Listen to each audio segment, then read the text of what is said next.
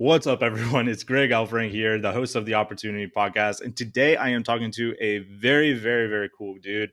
I've been friends with him for roughly 7 years at this point. I first met him way back in the day at the very first Chiang Mai SEO. And I knew of him before then, too. A bit of a legend in the SEO space, kind of an under the radar legend. Like any of my SEO friends who know a lot about SEO, they all know this guy, but maybe some more people who are just getting into the industry may not. And that is my friend James Dooley. So James is a wild businessman. He's done all sorts of cool stuff. I believe he says in this interview he has over 800 rank and rent clients, which is about a third of his kind of wealth machine he has built here. But one of the things I really love about James is like, one, he's really good at building a team culture, which I believe a lot of entrepreneurs genuinely struggle with. Keeping high talented people working for them is often not the easiest thing. And James makes it look flawlessly easy, in my view, at least from an outsider looking in. The other thing that James does that's quite interesting, and I think is a really big opportunity for anyone that understands marketing to a very specific degree, and it can actually scale your marketing prowess, is investing in businesses. So James, any expense that his marketing company invests in, such as backlinks or content, they'll eventually try to invest or buy the company that they're getting those services from. He mentions, I believe one of them is Searcheroo, that he's spending $60,000 a month on links. He ended up becoming a owner of that. Not completely. He ended up buying equity into the business, from what I understand. But this is brilliant. And he doesn't just do it with internet marketing companies. He also does it with some of his local lead gen companies that he's serving as well, which I think this is an amazing way for a marketer to grow equity. And in fact, we had Roland Frazier on this podcast not too long ago, where he often talks about consulting for equity. And this is exactly how you can do it. James has a proven system. He's an expert. He drives massive leads where companies that had 2 crews now might have 25 trucks. And so 2 vans, they have 25 trucks, right? That are driving around the road because of his lead generation. And he's able to get these sweet, sweet equity deals because of that skill, because of that consulting for equity, or this for that type of trade, with probably not that much capital going into some of these deals. So we don't really get into that aspect of it, but that would be my assumption. But either way, whether there's capital or more of a consulting for equity kind of setup, I think this stuff is brilliant. And I think most of you listening to this podcast with your marketing skills, with your entrepreneurial skills, could probably do something similar to what James is doing. And I would especially recommend you listen to the tail end of this conversation when we talk about the team building aspect. Some of the stuff that James says there, I think, is extremely crucial that the majority of my entrepreneur friends just simply don't do when it comes to team building. All right, enough of me ranting and praising James Dooley. Let's get into it, and where you can meet the man, the myth, and the legend. See you on the other side.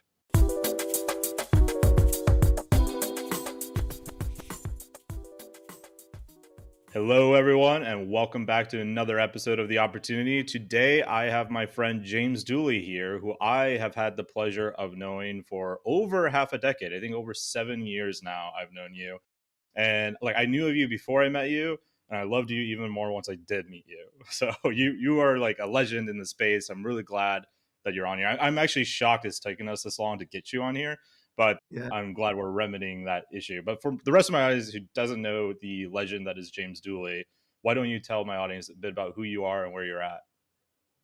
so I've been in the industry now for 14 years.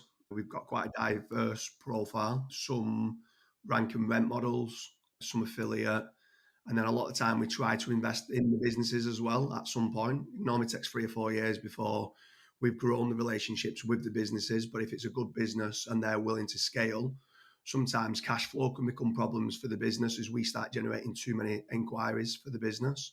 So we try to come in and start helping the sales generation, employing a few members of staff like the sales team within the business so that they can run it operationally, and then we'll kind of run the sales side. But yeah, it all kind of stems from trying to generate a consistent flow of quality inquiries. Nice. So that's the rank and rent model, but you're going a step further where you actually have a sales team that is fielding the leads, or how does that work? In certain industries, yeah. So in the prime example in the finance industry, if we can generate the height of the seasons, there's sometimes we can generate over 600 inquiries in a single day. So let's Wow. say a mortgage broker or a financial advisor can't deal with that volume of work. So we'll then change it to being a bit more of a fact-finding exercise, from being a cold web lead to taking the call, getting certain information, trying to get 3 months bank statements, their affordability checks, get more information from them and then pass it on as being a hot lead as opposed to just being a cold web lead. But we only do that in certain industries. We won't do it in all industries. It has to make certain that it's financially viable for us to do that. And then we've got, like you said, we've got the affiliate side in the casino market and the slots market, betting market, and stuff like that. The iGaming industry, we do quite a bit in that as well. Well, I have a bunch of questions there, but before we do, let's back up just a little bit here. Tell me a Yeah. bit about your origin story. Like, how did you get into this wild world of SEO? How did you start? I was a project manager, quantity surveyor at Trade, and we've still got to this day, we've got a playground construction and sports pitch construction business. So it builds like the artificial football pitches, netball courts, tennis courts, basketball courts, those type of facilities in the UK. And we realised that we needed a consistent flow of quality inquiries inbound for us. Because initially it was me doing the cold calling and trying to speak to councils and schools and colleges. And it became hard work in trying to do that as well as then dealing with the leads, doing the quoting and doing everything else. It was only a small business at the time.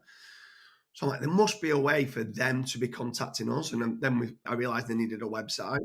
And then we built the first website. It didn't rank. We didn't know how to rank it. And then we spoke to the web designer and said, why is it not ranking? And the guy says, I'm not an SEO, I'm a web designer. And I was like, what is SEO? And then we Googled what's SEO. And then it just grew from there. So I think to start with, back then we was trying to do like what people would call white hat. So it was all about content and stuff like that. And then we quickly started to hear about backlinks and black hat techniques. And back then, to be honest with you, anything worked. As long as you did something, it worked pretty much. So if you keyword stuff, did white text on a white background, if you put your keywords in your title tag, pretty much that was enough back then. And if you did any backlinks, you was pretty much 100% ranking. So they were what people call like the glory days. And then Mm, from there, then we started to realize there's different elements to SEO. There's different nuances. Something that I would like to say is that the first 4 years we failed miserably.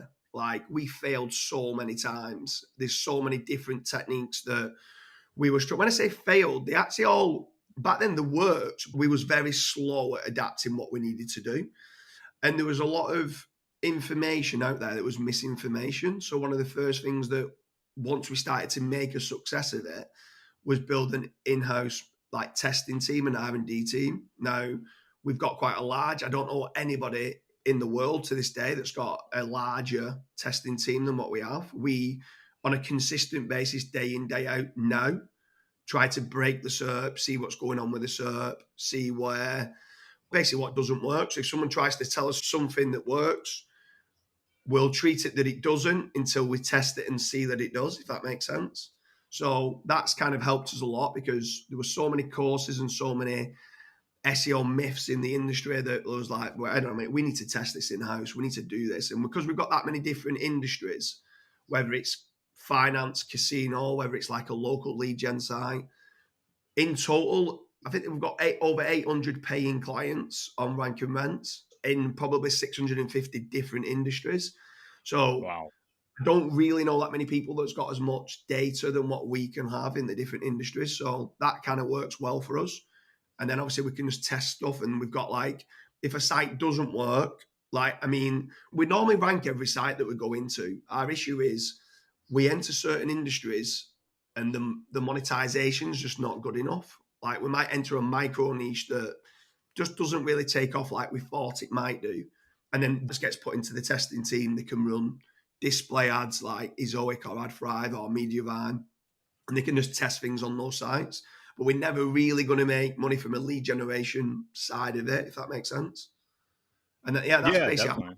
so it started from we needing inquiries ourselves.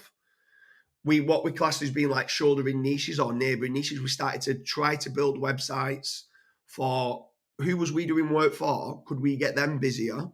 And if they got busier, we got busier indirectly because we started ranking for all of our terms, but it was like, what do they do? So, like, prime example, we do a lot of the playground surfacing, but we don't really do the equipment. But we realized if we ranked for the equipment and give the equipment manufacturers the inquiries, we then on those jobs would do the surfacing.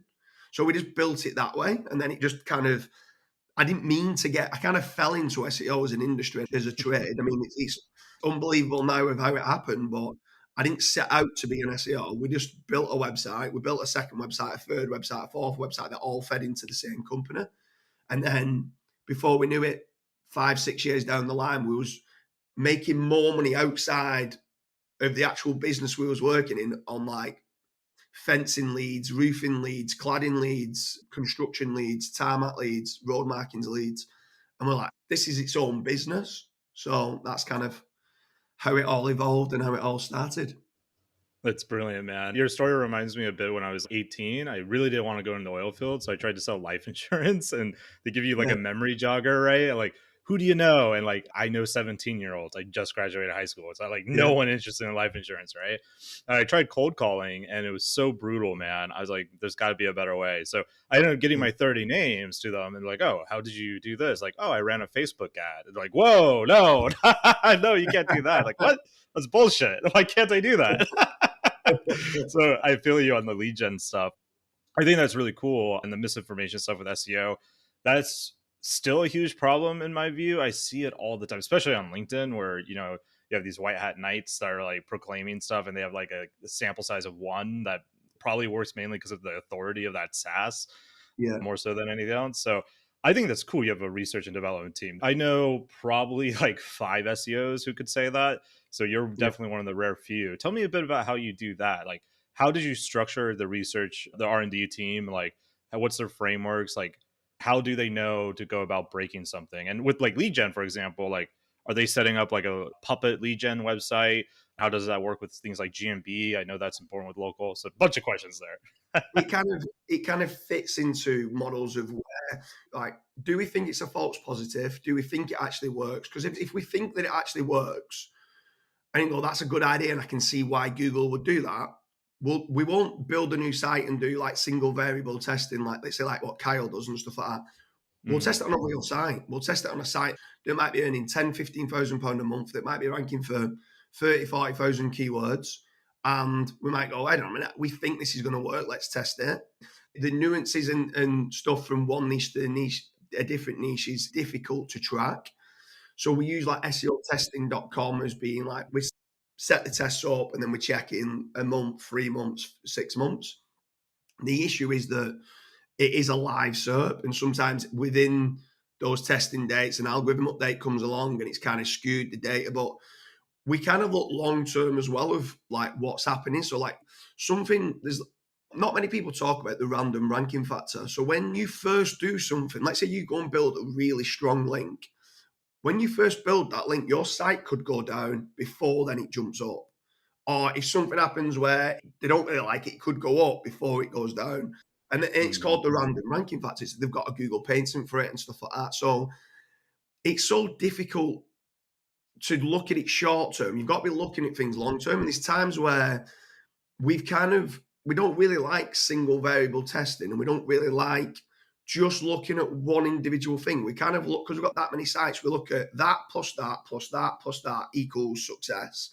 Okay, why is that not working as well as that one? Because we've got certain sites in certain industries that compete against each other.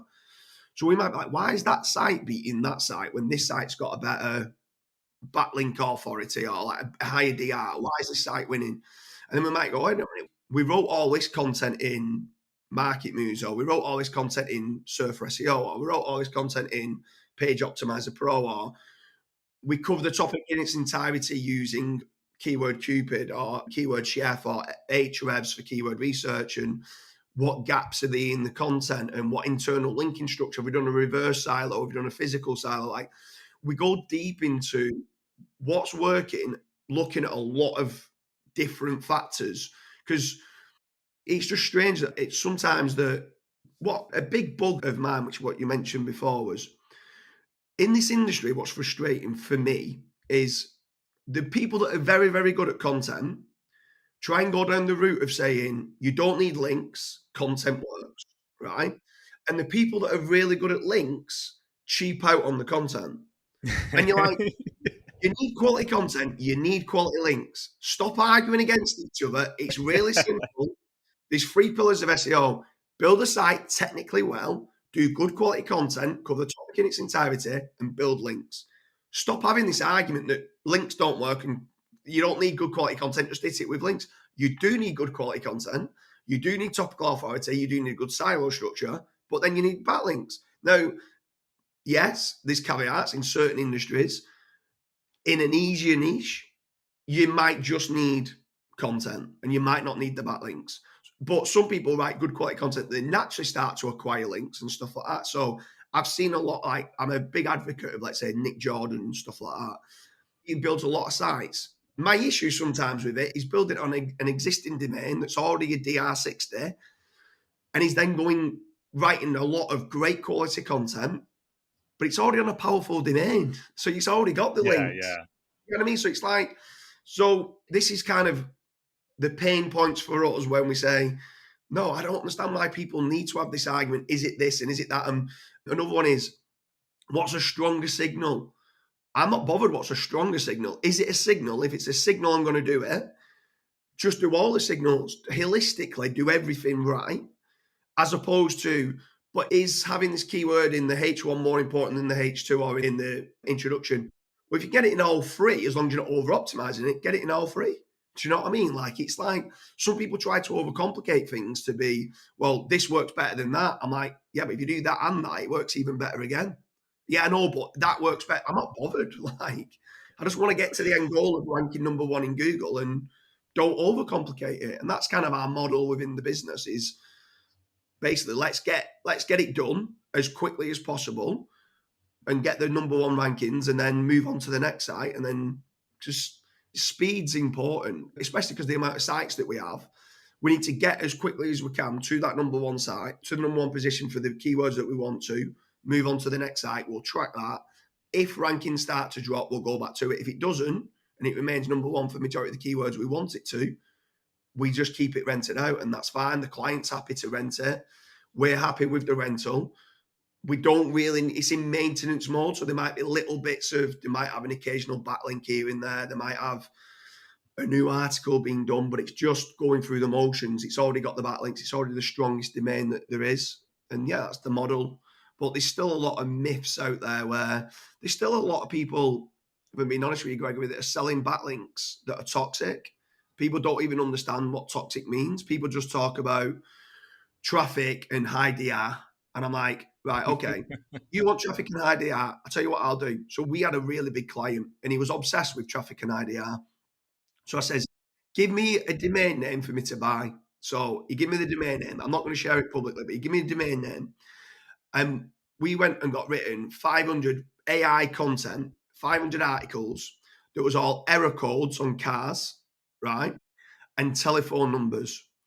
And we got the domain within 6 weeks to a DR72, right? Wow. Now, this domain it's crap. I would not want a link from this site. It was a DR72 and it got a load of traffic. And I showed him it and I showed him what we'd done. And I says, now will you stop obsessing over traffic and DR? Because this is what the guest post providers are doing. A lot of them are manipulating the traffic and a lot of them are manipulating the DR. Stop obsessing over it. And he was like, right, okay, well, tell me what we should do. He ended up spending links and was getting him there were some links that we'd done was like DR25, but it was really relevant and it was a trusted link. It did get natural traffic that did send traffic through to his site because it was ranking for certain keywords that he wanted to rank for. And he's seen massive gains. And he was like, I cannot believe for so many years I've chased DR. Now, don't get me wrong, I love Ahrefs. I'm not talking badly of Ahrefs. It's a good metric to look at as well as other metrics. But when some people just solely look at DR and traffic as being, this is my go-to for links, it's like, well, that's probably why you're not ranking. So that's kind of Yeah, well, sorry. that's great, man. I love that. I agree. I think DR should be a starting point. But yeah, a lot of good stuff you just said there. I feel like SEO is one of those things as people learn more about it, they overcomplicate it. Like I Yeah. was in a mastermind at the Saigon Summit earlier this year, and there was this lady, she's in the make money online niche, like one of the most competitive spaces out there, right? And she's making like $18,000 a month from this blog. She knew nothing about SEO. Like the only thing she knew about it was I need good content. and I need relevant backlinks. And that was it. She treated it like a normal business. Like any of our SEO friends would walk circles around her, and she would freely admitted it. That's why she was at the Yeah, event trying to learn. But I yeah, do feel like a lot of SEOs, as they learn more, they overcomplicate it. Like you said, you just need good quality content. And honestly, if you don't care about making money, you're gonna need good quality content, like in the example you just gave with the yeah, DR site. But and then good backlinks, right? yeah. So I agree wholeheartedly. Let's talk a bit about the rank and rent model. So I'm curious on how you do. I have a suspicion on how you do it, but how do you go about getting your clients and then maintaining them? So you said you have about 800 clients. Walk me through a bit of that sales process, how it goes. So it's not as complex as what people try to make out, right? So many people, when they ask me the question, or so many people, when they're trying to get into this model, overcomplicate it. Now, a caveat to this model that we do is that it costs quite a lot because we enter a lot of niches that don't work. But our model is, or how our model started was when we used to do a lot of works for schools and colleges and universities. So we started to look, what does a school pay for? Like, what do they need a service for? So it could be windows, building a classroom, roofing, tarmac, fencing, with plumbers, electricians, joiners. We started just kind of thinking, all right, what do they want? Because we wanted to stay in the commercial market, not in the residential. Mhm. What does home improvements? Now we have moved into home improvements, but initially we wanted to start in the commercial market. Because in the commercial market, you generally get paid a little bit more than when it's somebody's house. When it's someone's house, a lot of it is about price, and they like quality control needs to be absolutely, but more quality control. Obviously, I want all my clients to do amazing jobs, but when it's someone's house, they want it to be absolutely perfect and they want it really cheap. So, commercial market, I would recommend getting into the commercial market to start with. But we go broad. So, let's say a plumber, and we build the website going, right, okay, let's go and build a plumber's website. We know that everyone needs a plumber throughout the UK. So we'll build a site out and we'll try and build a very big site on plumbing, right? Knowing that further down the line, we're going to be building micro sites out after it. So we build the site out, and then all what we do is we go, anyone who's paying on PPC, so they already know the value of marketing. So anyone who's paying on PPC, let's go and reach out to them and say, we're generating leads for what you want. Are you interested in taking the leads completely for free? All what you need to do is give us a kickback if you secure any jobs. If you don't secure any jobs, you pay us nothing. Well, who's going to say no to that? No one. Mhm. Then everyone's going to say yes to it. So our success rate of when we start speaking to them is like 98% success rate of everyone saying, "Yeah, I'll take the leads all day long." So then we've got them on board. It's almost like the tripwire marketing technique. So you've got them on board, you send them through the leads, and then they start to come back and have a bit of a moan about the quality of the leads because the leads might, but the leads might not be specific for what they do. So it might be like, oh, we go and fix a tap and it's up in Scotland and they're based in London and they've got a 4 hour drive and they're like, this isn't kind of what we want. We're not competitive enough for this. So then we start to say, where do you make your most profit? Right? Because it's fine people doing the traditional keyword research. That doesn't tell you where they make profit. And it's fine looking at stuff that gets search volume, but that doesn't tell you where they make profit. So we speak to them and say, where is it that you make profit? So we start building, then we try and build a site that's more local to them because we're going, hey, on these are on the ball. These are speaking to the clients. These are dealing with the inquiries. Let's build a dedicated site for them for products that they make good profit on. And then they start then looking to go, okay, we're interested, but we want exclusive leads. Because initially, when we're saying you can get the leads, we'll send it out to 20 different companies. We've never once said it's exclusive. We'll send it out to as many companies as we can because we want the cream rises to the top. So we want like Mhm. two or three of those 20 to come back to us with like reports of where it's all up to. Some of them just don't even respond to you. So you're like, we need to get rid of these, right? But then we might then, from the 20 that we've outreached to, start dealing with two or three of them. They might be in different parts of the country. One might specialize in one part of plumbing. Let's say it could be boiler replacement, and they might specifically do boiler replacement, where another one might be really good at, let's say, building wet rooms or shower rooms, right? So we built a site out for a shower room. And what happened was the plumber was doing these jobs and he was paying us like £2,000 a month, and he was happy. He pays us about £2,000 a month. And then one month he came to us and says, "Here's £4,500," and was like, "Whoa, what's this for?" And he says, "We've just done a That's wet." a fantastic thing.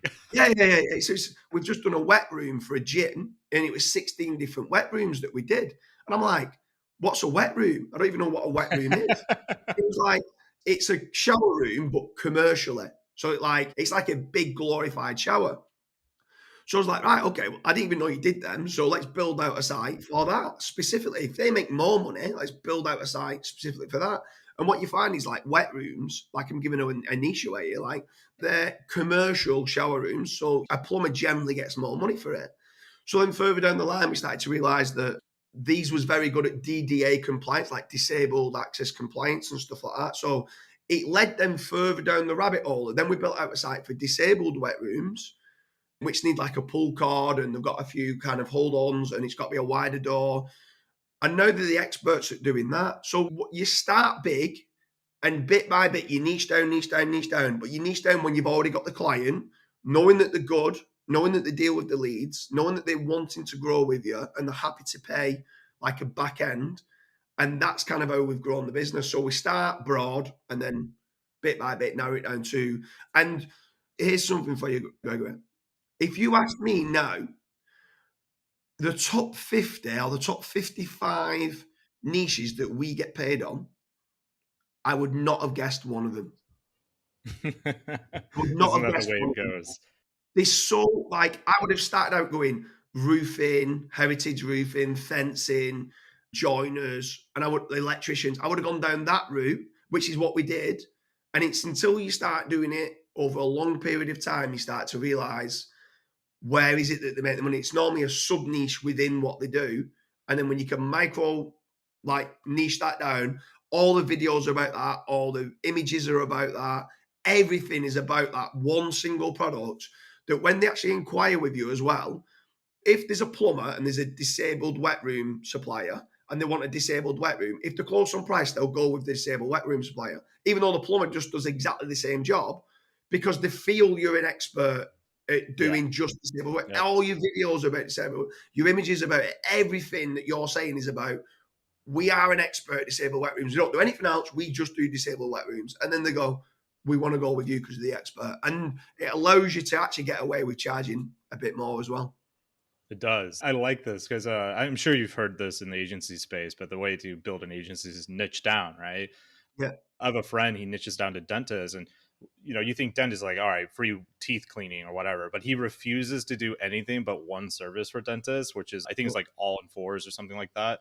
That were like it's a surgery that costs like $10,000-$15,000. So his dental client is like, hey, Implant. would you yeah. So it's Yeah, like yeah, implants in the teeth. His dentist would be like, oh, why won't you run this teeth cleaning ad for me? And he's like, nope. I only serve one client and one service of that client, and it's the thing that makes you the most amount of money. If you want to yeah, do a teeth cleaning ad, go hire someone else. That's not me. yeah, So he like forces his clients to also niche down with his paid yeah. media, which sounds similar to you. So let's talk about this briefly. So you start big, you start with one big website. Is this website kind of like a directory website? Like, what's the composition of this website that gets things going? How's that set up? That's a great question, because we initially just started as like a big informational article to see, like, so obviously there's a lot. Steve Toff at SEO Notebook talks a little bit about zero search volume keywords. Yeah. And it's probably one of the most under talked about things in the SEO industry, in my opinion. Like, we build out certain sites and we've got certain keywords that get 2,000-3,000 monthly searches that don't even show up as a keyword in SEMrush or Meta. And you're like, this is crazy. Like, when you start looking at, when you proper niche down, you're like, wow, this gets way more search volume than what I ever thought it could get.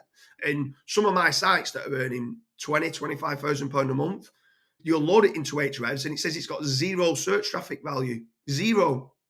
And it's like a DR10, zero search traffic value, but like, I won't buy that site for £100. Do you know what I mean? Like, and it Yeah. earns, some of them earn like 21, 22 grand a month. And you're like, what? Do you know what I mean? So if you see it, seen what it was going, it We was use like, that at EF actually. One of my yeah, our director of operations, he looked at a new keyword research thing I came up with. He's like, "This looks good, but I'm a bit concerned about all these keywords with zero search volume." Like, trust me, man, if it Yeah. exists in Google's mind, there is search volume. Yeah. So, but now we've started to do the directories as well. So what we'll do is we'll load them all because with the directories, you can start ranking for the plural, like best Mhm. plumbers, not just like the singular of it being best plumber or plumbing company. You can rank for the companies, which also gets quite a bit of search volume. So you could rank for like best plumbing companies in London. And like Clutch do a good job of it, and a few of the directors and stuff, they do a great job of it. Bark do a good job of it, and some of these are earning 8 figures a year. Do you know what I mean? I So mean, the Home Advisor Angie's List is basically just a fancy directory website, right? exactly, So, I yeah, mean, yeah, Yelp, same. yeah, A lot of people I hear like, "Oh, directories are dying, no one goes there anymore." But I mean, Home Advisor and Angie's List are massive yeah. companies. They're still doing really crazy What numbers. I would say on that is that again, we got told don't do a directory, it's dying, and I'm like, no, it's doing almost better than ever. But here's a caveat: when we did start to look into it, certain very broad topic directories they are dying. So the ones that Mhm. like, let's say like a yellow pages where they do everything, but Yeah. then they're not really a master of anything and the topical authority is not great, they are seem to be dropping down. The ones that literally just say we are a bricklaying directory, they're flying. A plumbing directory, they're flying. When you start going like we do, you list your site, it doesn't matter what your site is. You can be an SEO agency or a plumber or an electrician. It's too difficult for the site to have enough backlink velocity going through to how many pages that they have. And it's so broad and all over the place. Those sites do seem to be dropping slightly. But the niche down directories, then yeah, they're doing better than ever. That makes sense. I like the directory play because one of the issues with rank and rent, like with the individual sites, like there's a bit of that income ceiling. So when it comes to like trying to sell the asset, like really the only person you can sell it to is another rank and rent person, which they're often like suspicious of.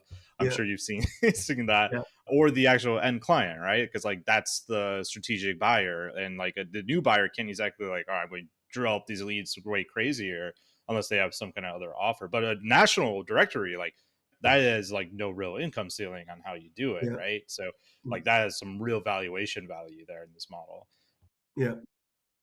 Talk to me a bit about how you do the directory in terms of like, okay, I got this national plumbing directory in the UK or whatever it is. Are you selling like direct listings on that to the end buyer, or are you using this as just kind of like your top of the funnel lead generator that will eventually get those guys that come in to build a more specific niche site for? To start with, we don't give that much time and effort to it. So we've got our own in-house GMB scraper. So it goes and Hmm. it scrapes every single GMB that there is for the keywords that we want our niche to be in, the industry to be in. We go and extract all that information, like the opening times, the telephone number, the address, the name of the company, and the last 3 reviews, if they've got any reviews. If there's any photos, we'll pull the photos in. And we just do basically pull all the information from the Google business profiles. We create a dedicated listing for every single one that there is in the UK. And then wherever they're based, we kind of categorize it underneath the counter. So, right, okay, they're in Greater London. All these are in Greater London. Right, okay, they're in Essex. All these are in Essex.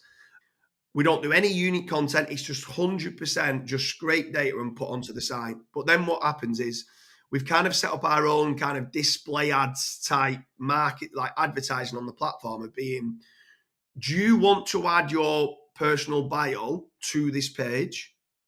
And which obviously then adds unique content. So it's good for us if they do want to do that. And so once that part, and would you want inquiries for, and then we find out what their main service is. So it could be plumbing or electricians. Do you want free inquiries on your page for plumbing? Would you want us to send it through to you? Now, obviously, they're going to say, yes, of course, we want you to send it through to us because we normally end up, it's called like brand jacking. We'll normally end up ranking Mhm. like number 3 or number 4 behind the brand. So they say, yes, we'll write the bio. So they write the bio. So now we're getting unique content. And then the sales team then are going back and forth saying, all right, what else is it that you want? Have you got any newer pictures? Have you got a video? And then some of them start saying they're all like no follow backlinks. Oh, can you change it to a do follow? And you're going, well, we can't, no, but why do you need a do follow backlink? Are you looking for strength? And then we can then try and cross sell them backlinks to one of our link building agencies and stuff like that. But then from there, then it just gets the foot in the door to get speaking to them. And then what we do say is, look, I tell you what, if we build you out a lead generation site, we'll make that a do follow that link. And it's kind of incentivizing them to say, right, okay. But then also on that page, we'll link to this other page as well. And we'll use that G&B listing on the site. So all of our rank and rent sites are legit businesses that are on the site. We've got a real, we don't fake any address, we don't fake any telephone number. A real business is put onto the site. So whoever's going to get the exclusive leads, we want to use their address or the home address, or sometimes they might have 3 or 4 different offices. We want to use one of their offices. We want to say, this website is going to this company, and we put all their so we ticking all the boxes for EEAT. If they want to complain about anything on the website, they can complain. It's going to go directly through to the company. If the company don't like, yes, the wording's incorrect, you shouldn't be saying this is mis-selling or whatever, obviously we'll change it straight away. But then we tick in the box. So a lot of people try to build lead generation sites. There's no author, there's no company behind it, there's no address, there's no telephone number, there's nothing. And Google now are starting to clamp down more and more on the EEAT signals. So years ago, we went down this route of being, we need this to look like a real business. Like, you've got to treat every single website like a real business. And to be honest with you, we didn't do it from a Google ranking point of view. We did it from a conversion. Yeah. Yeah. Would you inquire on this website not knowing who you're inquiring to? No. Would you inquire on this site? You've got all the information. Yes. You've got previous jobs that they've done, testimonials, case studies. Yeah, I'm going to go with this site, not this site. So that's the kind of route that we went down, and yeah, it stood us in good stead. That's awesome, man. I have one more question on this business model, then I want to move into a bit about what you talk about with investing and team building. Yeah. But you mentioned earlier that you have clients that are doing like this pay per performance thing. Like you only get paid if they make a sale. I personally love this model, but I've always been curious on the logistics of how it works. Like I have a friend, he does e-commerce, like he's an agency owner for e-commerce businesses. And for there, it's very clear with the data of like how many sales you're making. It's all in the dashboards. But with these more local businesses who often aren't good with sales and their own processes in general, is often Yeah. chaos. Like, how do you go about tracking that? How do you build the trust with that person that they're going to pay you? Because I have another friend, he had a rank and rent website, and he generated this massive pool deal that should have been like 150K to him personally. And the guy sent him like $2,000 and blocked him, never talked to him again, right? So how Yeah. do you go about securing these kind of deals in a way where, it works for both parties? So believe it or not, it's not like, again, it's not as complex as what people think now. I'm not saying this is the right way, by the way, as well, Gregory, because some people can bite the hand that feeds them, right? So like you're saying Hmm. there, how naive of that from that swimming pool surround company is it? The lead generation company just got him a lead that he made £150,000. He could generate that every couple of months. So why is he paying him £2,000 and then blocked him? It's commercial suicide. Do you know what I mean? Like, Yeah. why would you do that? Like, you only have to pay on the back end, pay him what he's worth. And that's the kind of route of what we go down, as being, when we first start, we go out to 20 companies, maybe even 30 companies. All 30 companies get the inquiry, right? And it's at that point where we start to realize who's the best company at the conversions, because we might speak to the 30 companies as being, did you secure it? Where's it up to? And if someone turns around saying, no, they've gone elsewhere, we'll try and fact, do you know who they went to? Because then we know which one within the 20 who won the job. Go call though. Yeah, and then we can ring them up and say, oh, how did it go? And if they say, oh, yeah, we didn't win it on this occasion, you're like, yeah, you did. Do you know what I mean? Then we're just going to switch them off. But do you know what? It's so very rare, very, very rare that someone doesn't pay you. What I would say is, this is the main argument, not that they don't pay you, but they want to pay you obviously the least they possible can. Right. So some Of might course. say, we'll pay you, we won the job, here's £100. And you might go, you've just made 10 grand on that job. Like, 10 grand net profit. I think you should be paying us £2,000-3,000. You're still making £7,000 that you would not have had. I don't feel that that is right. And if you want to only pay us that, that's fine. But we're going to switch you off, and now we're going to just now send all the leads, and we'll try and look at the 2 closest competitors to them and go, we're just going to send it to them. And then straight away they're like, oh, no, okay, yeah, I understand why you're doing and stuff like that. So the sales team are good at making certain that we get the most out of them. But what's important is that we get a sensible figure that it still keeps them hungry to want to work our leads. So if we say, let's split profit 50-50, sometimes they're doing more work than what we are. Do you know what I mean? They've still got to do all the Almost work. always in the So it's trades, like like, yeah.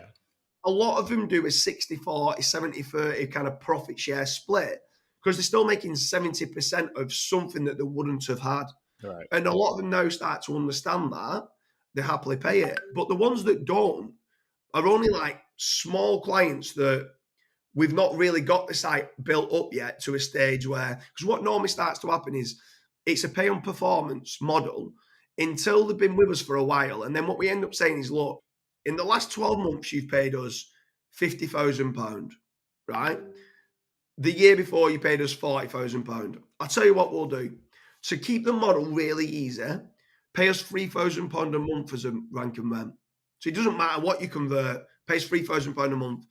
That saves you £14,000 if you do the same as what you did this year, next year. And I'm hoping you're going to grow again. And then obviously they snatch our hands off and say, yeah, that's fine. Now we've got them on a monthly recurring revenue stream. So we know exactly, it's predictable of what we're going to get paid. And it works well for them because they can budget in knowing what they're doing. And it works well for us.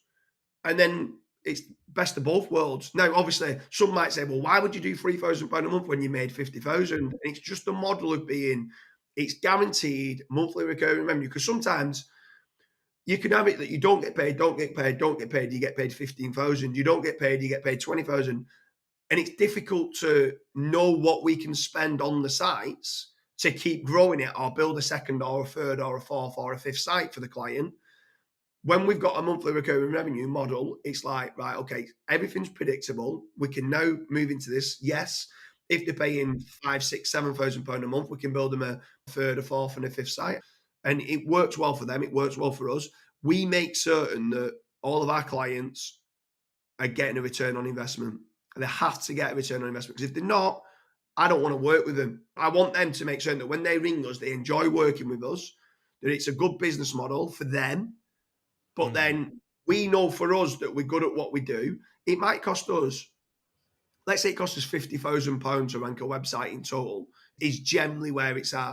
If we can get £3,000 a month, well, you tell me any other business model that's going to get you 80% yield. And within 14 months, you're going to get your money back. And then after that, you're going to be earning £3,000 a month. There's not that much work after it that needs to be done. It's one of the best business models that there is I've ever come across, if not the best business model I've ever come across. There is one better business model, and that's when you decide to spend all your wealth buying a business from Empire Flippers. But we'll get Yeah. I'll get Castor on the sales call with you. Yeah.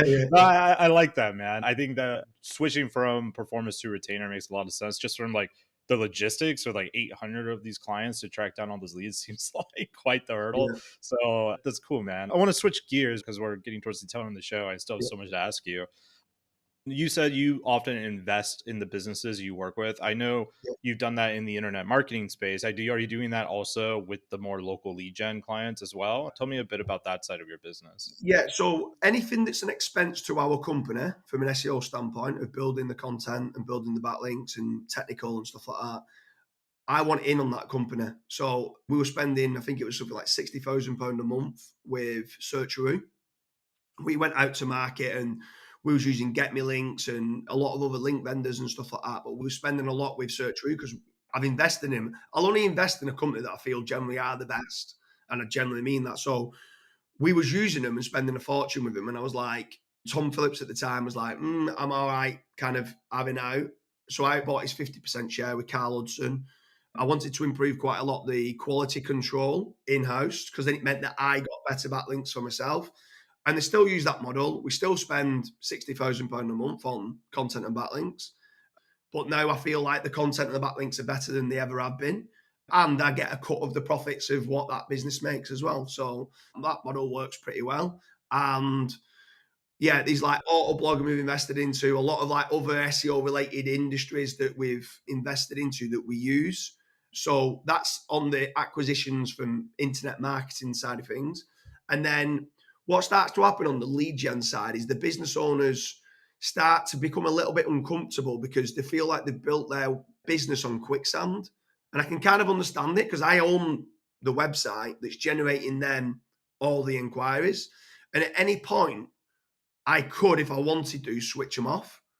So I've started to get a little bit of a problem where one or two clients have started to come to me, and I've started to realize that with a lot of power becomes a lot of responsibility. And it's not about me and the way I work, it's me instilling into my team the way they work. They have to do business with honest trust and integrity. You can't just expect because someone comes along and says, I'll pay you an extra £200 a month.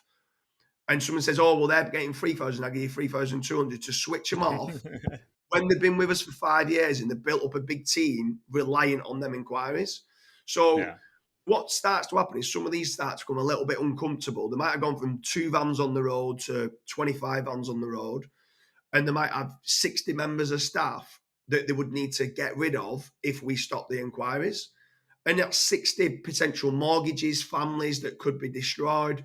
So a lot of the time they end up saying, would you be interested in being an investor or shareholder within the business?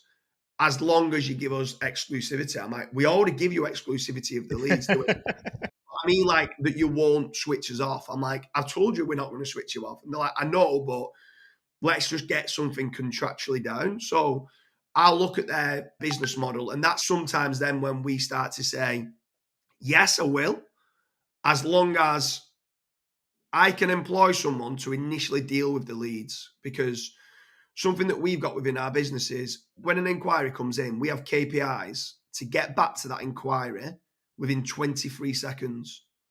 And that's what I Wow. want from the businesses. So we own a call center as well, like in the finance sector. So like an inquiry comes in, 23 seconds. If we do not get hold of them within 23 seconds, and let's say it's a mortgage broker, and they're speaking to somebody else, that lead's gone. We ran our tests on it. The minute it goes past a minute, this isn't for all industries, obviously, but the minute it goes past a minute for financial advice or mortgage brokers and stuff like that, you've got 50% less chance than what you had to convert that inquiry. That's so So wild. we, It's so true. I see it with leads, like lead forms, for example. Like if you don't call that person back right away, they have completely forgot they even filled out a lead form. They have no yeah, like, yeah. why are you calling me? Like you But also, literally filled out the form. yeah, yeah. But also, what happens as well is that, let's say in PPC, they'll fill out the form 3 times. And once if I've spoken to an independent mortgage broker that says to me, I can go to any lender you want and I can get you the best rates, and I've been speaking to you for 40 minutes, when the next mortgage broker rings me up, I'm like, I've already had it sorted, mate. I'm done. So the first person to get hold of them wins. Now, there's times that Yeah. we might not want to, on the bidding process, this is away from SEO on PPC, we might want to be showing position number 3 or position number 4 because it's cheaper for the clicks, that we might want to be on there, but then try to go, as soon as that inquiry comes in, we get it and we kind of get in touch with them before the number 1 company who's ranking number 1 in Google. So we've got them on the phone, we've won it, and we've realised that if we ring them within 23 seconds, 9 times out of 10, we're the first person to ring them, might bid to be number 1 in the SERPs, like on pay per click. PPC is funny in that way. It's like one of the rare forms of marketing you don't want to be at the top of sometimes. Yeah, yeah, yeah, yeah. That's cool, man, about the call center and everything. I feel like that opens up a whole new can of worms, but we're coming up on the final about 12 minutes Yeah, or so. And I did want to talk about your team building structure. So yeah, I've met a lot of people over the years in SEO with my time, Empire Flippers. Most of them are really bad at managing teams. Like that's the yeah, number one advice I always give to entrepreneurs: get better at managing teams. But yeah. you're like the outlier. Like I don't think I know someone who has so many talented people working for you. So talk to me about that process. How did you do that? How do you incentivize them to So, stay with you and all that good stuff? so I've had some very, very, very good mentors over the year. So let's say like Mad Singer. Mad Singer's a great manager, and sometimes I'll speak to him, and it might only be different conversation. It could be in the pub when we're talking, and he could be saying, "You should be trying this, and you should be doing that." But in my opinion, the best investment you can do, the best investment I have done, is in the people that work with me. That's the best investment I can do. Forget the content, the backlinks, the websites, the businesses we work for. If you get good quality people around you, are encouraged, you give them enough space for them to kind of grow and feel like they're growing and they're doing their own thing, they will do everything for you. They will honestly do everything. They'll work 14-hour days, 7 days a week if you ask them to. Now, I don't expect that, but if they wanted to do that, if there was something that, like an algorithm update comes on, that's what they'll do.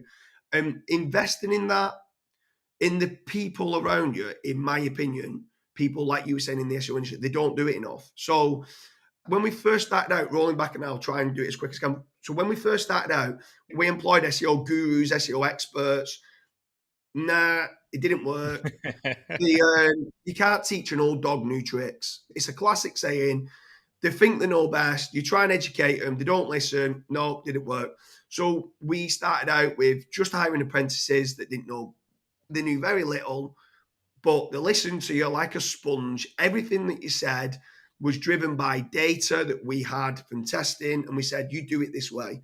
And when they're seeing results happening, they don't need to spend loads of time doing research themselves or watching videos. And because so many SEOs still to this day waste several hours a day watching other people's videos with how do you rank? And it's like, we don't need to do that. We're telling you, we've got the blueprint. This is how you rank. And we're like, right, okay. So at that point, then my kind of role now within the business is being a cultural architect. So keeping the culture, keeping the people around me happy, making certain that if they're too busy, they've got enough VAs or staff that can fulfill the day-to-day jobs to do the work. Let them blossom, let them build their own assets. Anyone within the company that comes up with a new idea that builds out the site, they get 25% of the site, even though they don't pay anything towards the site and the content and on the links. So they're growing their own asset value up. And yeah, that's kind of the model between it. And would I have been different 14 years ago when I was skint in doing this model?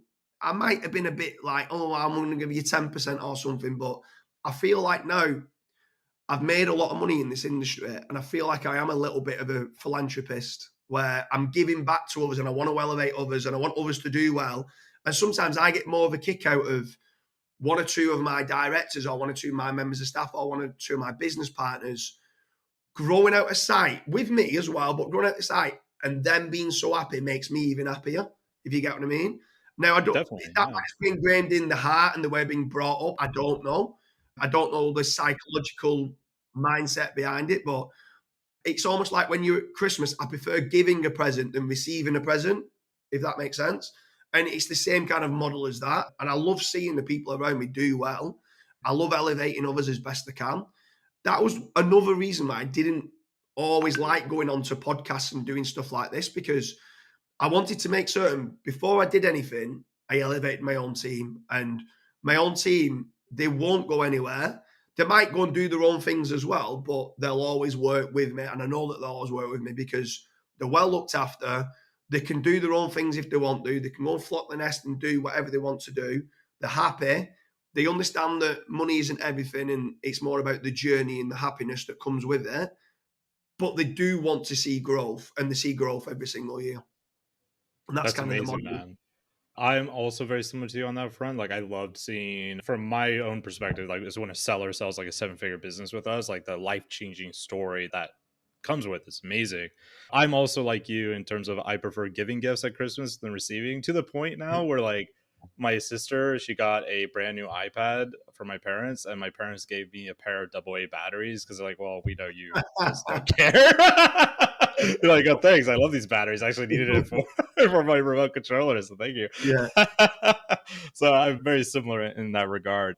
There's something you said there that I think is extremely important to kind of double click on, which is letting people feel like they are growing. And I think part of that is having that feeling of agency. So like at EF, for example, like obviously Justin was my mentor. I was his apprentice, and a similar setup like what you guys had going on.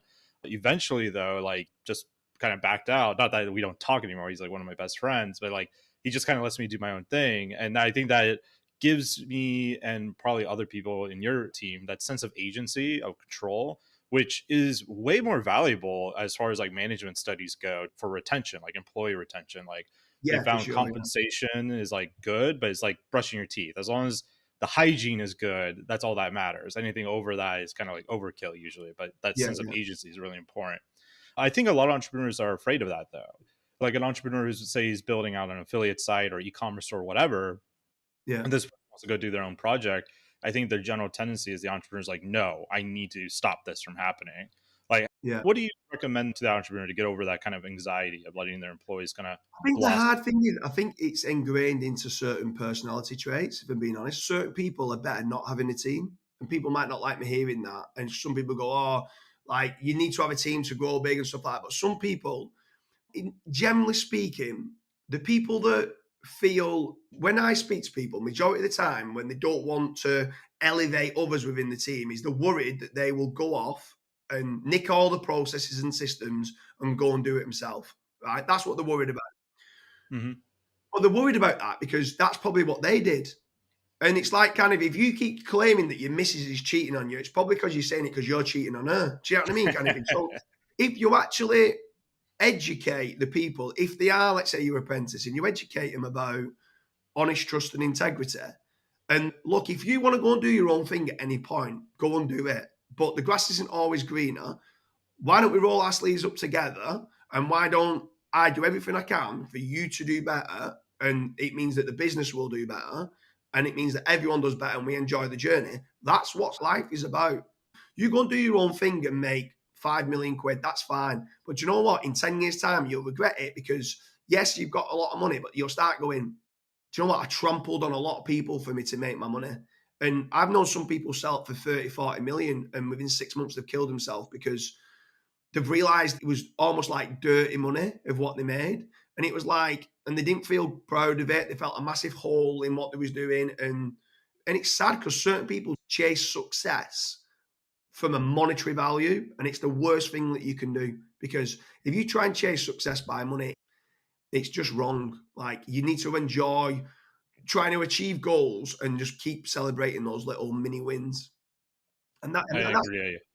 that's what the team do as well. Now the team do it as well. Go on, sorry. Oh yeah, I 100% agree. I think chasing money is kind of a fool's game. It's the newbie starting out like, oh, I want the Lambo versus like the richest people I know. Like I have a friend, he sold his business for 200 million, Yeah, completely bootstrap, no VC, nothing.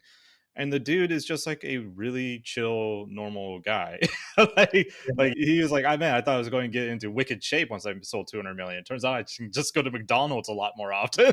So, yeah, like really, just a really cool dude. But it wasn't ever about the money for him. Like obviously that's great, but it was about the yeah, value. And I think that more artistic side of entrepreneurship is probably the healthier side versus our grind set hustle core yeah, culture that some of our entrepreneur friends have. Like these people too, because I know we're mutual friends with them. I won't bring up their names, but I'm sure you met many people like this. But yeah, I have friends in our space who won't even like go see a movie or play a video game because like, no, I have to be productive all the time. We're like, well, yeah, you're telling me this right now at 2 a.m. in a bar in Bangkok, right? like, what do you yeah. mean? Like, go enjoy life. Like, what are you talking about? So, like, this quest for money is sometimes a foolish errand versus a quest for value, I think is more important. All right, James, we're at the very end. So, I have 3 quick fire questions for you. Are you ready? Yeah, let's go for it. All right, man. In your view, what are the best hidden growth opportunities for SEO today? I'd say Parasite SEO is great for get instant wins. Quickly get a site done on a high DR site, hit it with a couple of tier 2 backlinks, and that's working the best at present. It might not do in a few months, but at present, that's the best way of generating quick traffic. A quick aside on that, are you using Parasite SEO for your local lead gen as well, or more for the Yeah, other so sides we of your normally, so business? like what we end up doing is doing like a best plumbing companies, trying to rank for that term, like almost like the directory site. Ah, And we link to I like see. 5 of our different sites. So we'll put us number 1, us number 2, us number 3, us number 4, us number Brilliant. 5, and that's kind of doing that. And you're getting 5 lots of backlinks to different sites as well and stuff like that. So That's a very smart way to do that. I like that. What tools or resources can entrepreneurs use to help them improve their SEO? just the basic ones that everyone knows, like Screaming Frog, Market Moves, Surfer SEO. We use auto blogging. I've invested into it for mass scale of AI content for like supporting documents and stuff like that. They're the main ones, really. You don't really need many after that. Like SEMrush, Ahrefs, stuff like that. It's just the generic ones of what's needed. Yeah. I hung out with one of the founders of auto blogging last week in Manila. So yeah, that was Hey, cool to yeah, see he's a them there. super cool Yeah, guy. He's very so cool guy. Yeah. when I first invested into the business, I knew the tool was amazing, I was a little bit worried. I knew him. I didn't really know his work ethic or anything. He graphs. The minute something is changing and improving, he wants to improve it every single day. So, yeah, great mentality. He's a really, really cool guy. Babe Ashada. I'd recommend some people following him. He's a cool Yeah, guy. very cool dude. All right, my final question for you, and the hardest question. This doesn't make me laugh, James. I might not publish this episode, so be careful. What has been your funniest moment working with an SEO? Oh, God. There's too many. Funniest moment with regards to rankings of websites or ranking of stuff that I've done? Either. It could be both. You can tell two. I'll Like allow you to tell two if you want. like, we went down a rabbit hole and we had a big site, absolutely tank. We algorithm update. We went out to every man and his dog. We was like literally every single person I could speak to that was high level. I'm speaking to them. What's going on here? The R&D testing team are on it. And Kazra set the site to no index. Oh, that And was that's Castro. I am sending him a one of my Facebook biggest message sites right to no now. index, and he thought it was on a staging server for some building another site, and he set the site to no index. And I'm running around all over the place. I can't believe it. What's going on? And then Kaz went, "Yeah, my bad. I set my site to no index." So After I I could just tell gave you him some props stories on from this Thailand about episode. him as Oh well, my but god. I'll keep that one away. I'll just throw Kaz under the. Oh, that's why I brought you on here, to see if we couldn't insult Castro in some way. So that way I Yeah, could tell him, like, yo, James was just on the podcast and we talked about you. And you'll have to yeah. listen to the very end. It's just us making fun of him. Yeah. Don't tell him where it is, and he'll have to wait right till the end. Oh, sometimes do that with people that come on the podcast. Like, who do you know that's a social influencer? So we could bring up their name like once, and I could reach out to them and let them know we talked about them on the Yeah, podcast. yeah, But yeah, that's great. We actually had a very similar thing. We had this big issue where we saw this drop in our in organic rankings. For very briefly, we figured it out quite quick, but we were looking everywhere, man. And then we realized what it was. Our developer had accidentally no indexed like 2,000 pages. We asked him to like delist or no index these certain types of pages. So he did this like mass de-indexation, but it included all this other stuff. Like, oh shit, no, don't do that. yeah, Abort. yeah, Yeah, that's definitely a mistake that could happen to even seasoned pros, right? yeah, for sure. Awesome, man. Well, this was an absolute pleasure. I'm so glad that we finally got to do this. Yeah, You know, you're someone I've looked up to for a very long time in the industry. I first met you way back in Chiang Mai SEO. I saw you post that video the other day on Facebook. yeah, I could see my young self in the background, just like, oh man, this guy's cool as shit. So it's always been a pleasure, my friend. For anyone that wants to follow you and connect with you, where's the best place for them to go do that? I'm on all the social networks, so mainly Twitter, Instagram, or Facebook. You can find them all on jamesdooley.com. So that's all the profiles are on there and stuff like that. So I'm going to be doing quite I'll, a few more of the personal branding side of things now. So yeah, I'm quite active on social media. So Great. I'll start sending you like a few hundred Empire Flipper shirts every month. So every video podcast you do, just always wear yeah, a EF shirt for me. give me some when I'm Yo, in Chiang Mai. I'll wear it. awesome. I'll give you a few hundred in China. Don't you worry, man. I'll hook it up. All Yeah, right, yeah. man. Take All it right. easy. Cheers, Gregory. Cheers, mate. Cheers.